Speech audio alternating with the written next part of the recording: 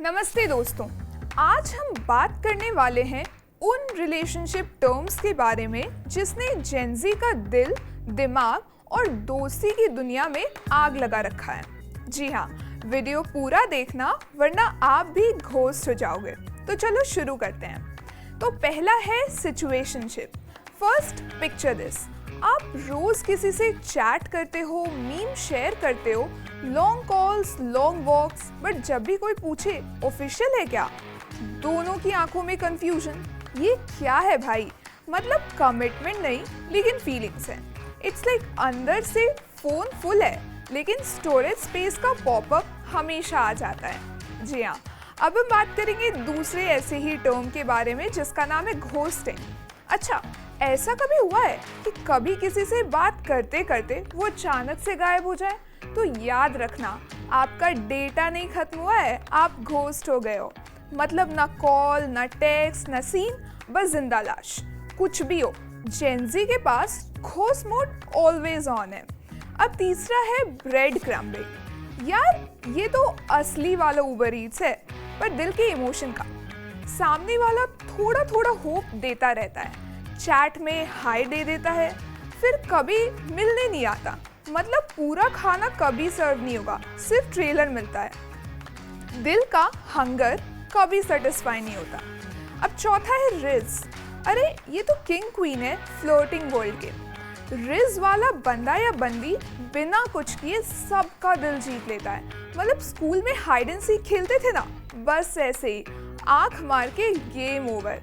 लेकिन over confidence मत लाना वरना वही घोस्टिंग हो जाएगा। अब पांचवा है डिलुलू। ये तो असली बॉलीवुड फैन है भाई।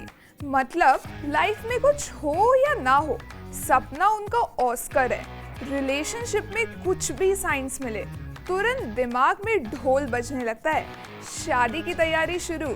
जी हाँ भाई, थोड़ा कंट्रोल करो, रियल लाइफ करण जौहर मत बनो वरना हार्ट ब्रेक का EMI देना पड़ेगा। अब छठा आता है कफिंग सीजन। विंटर आए, स्वेटर निकल आए और साथ में निकल आए कफिंग सीजन।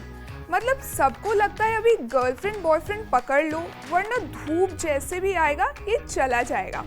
समर आते ही सब सिंगल और सब मिंगल। अब सातवां है बेंचिंग। इसको समझो क्रिकेट का 12th मैन। मतलब आप इम्पोर्टेंट हो पर तब तक जब तक मेन प्लेयर इंजर्ड नहीं होता, तब तक आपको ग्राउंड पे नहीं बुलाएंगे। चैट पर रखो कॉल कभी कभी, लेकिन रोमांस पेंडिंग। अब इसके बाद हमने सोचा है कि क्यों ना अपने न्यूज़ रूम के साथियों से जाना जाए कि आखिर उन्होंने भी कभी ये टर्म्स अपने रियल लाइफ में सोचा है या फिर किया है कि नहीं, क्या वो इन टर्म्स से वाकिफ़ हैं।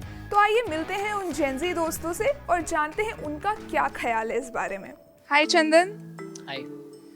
मैं आपसे कुछ रिलेशनशिप्स जो आजकल चल रहे हैं जेनजी के टर्म्स में उसके बारे में बात करने आई हूँ। तो आप मुझे ये बताइए कि रिलेशनशिप में आप हार्ड लॉन्च पसंद करेंगे या फिर सॉफ्ट लॉन्च? आपको अगर पता नहीं हो तो मैं बता दूँ कि क्या होता है रिलेशनशिप का hard launch, soft launch. I don't know. I'm not aware of these terms. तो हार्ड लॉन्च होता है जैसे कि आपकी कोई गर्लफ्रेंड है तो आपने उसके साथ एक स्टोरी लगा दी या एक पोस्ट कर दिया और बता दिया कि ये मेरी गर्लफ्रेंड है, ठीक है। सॉफ्ट लॉन्च होता है कि हाथों के साथ फोटो डाल दिया, गुलदस्ते के साथ फोटो डाल दिया और ऐसी तमाम चीज़ें। तो आप बताइए कि आप कैसा, आपकी रिलेशनशिप में आप कैसा पसंद करते हैं, हार्ड लॉन्च या सॉफ्ट लॉन्च? मैं सॉफ्ट लॉन्च पे जाना पसंद करूँगा। मतलब श्योर नहीं है? हाँ, श्योर नहीं है? Soft launch. नहीं, सॉफ्ट लॉन्च तो वो हुआ ना कि मतलब ठीक है अभी श्योर नहीं है वाला सी। हाँ, ऑफ कोर्स टेक्स टाइम ना, things takes time. Okay okay, thank you. Hi Siddharth.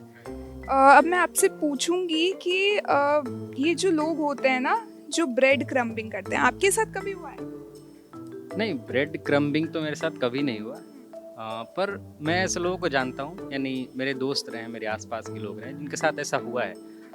और इस चक्कर में मैं कुछ लोगों को ऐसे देखा कि वो बहुत ज़्यादा झेल गए।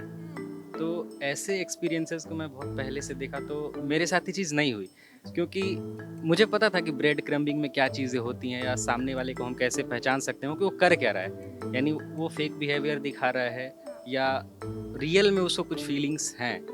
तो कुछ एक्सपीरियंसेस जब मैंने मतलब मुझे पता थे तो मेरे साथ ऐसा नहीं हुआ इसलिए। Thank you. हाय कार्तिक, हाय विजया।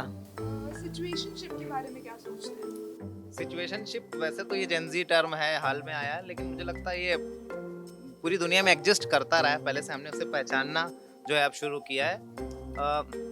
ये एक ऐसा टर्म होता है जब सपोज दैट आप मेट्रो में यात्रा कर रहे हैं और आपको कोई क्यूट बेबी दिख गया तो आप उसे दुलारने लगते हैं, पसंद करने लगते हैं। कई बार आपको जानवर पसंद आ जाते हैं, तो फिर एक स्टेशन 2 स्टेशन तक वो आपके साथ रहते हैं, तो आपका उनके साथ एक छोटा सा टर्म रिलेशन बनता है, तो उसे सिचुएशनशिप कहा जाता है। आप यकीन करते हैं सिचुएशनशिप में?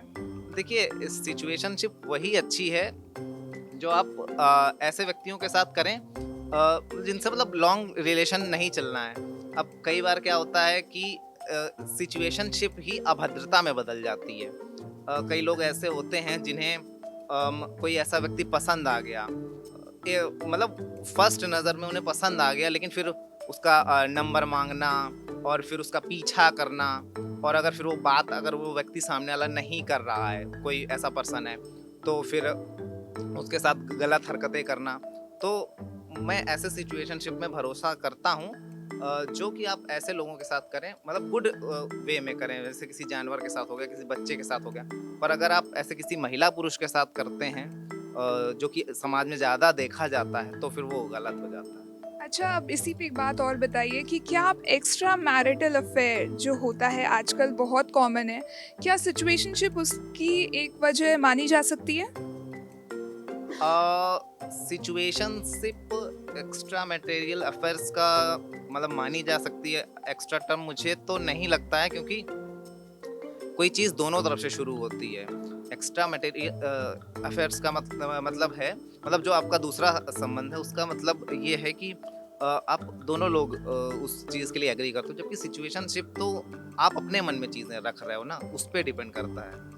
अगर आपने इनमें से कुछ किया है या आप दिललू होकर किसी को बॉलीवुड का रणवीर सिंह या आलिया भट्ट आपने बना दिया है तो कमेंट्स में ज़रूर लिखना। और हाँ, वीडियो शेयर करना मत भूलना। मिलते हैं नेक्स्ट टाइम नए रिज और सिचुएशनशिप के साथ। तब तक अपने घोस्ट को अनब्लॉक कर लो, वरना क्या पता कहीं उनको भी कोई बेंचर ना मिल जाए।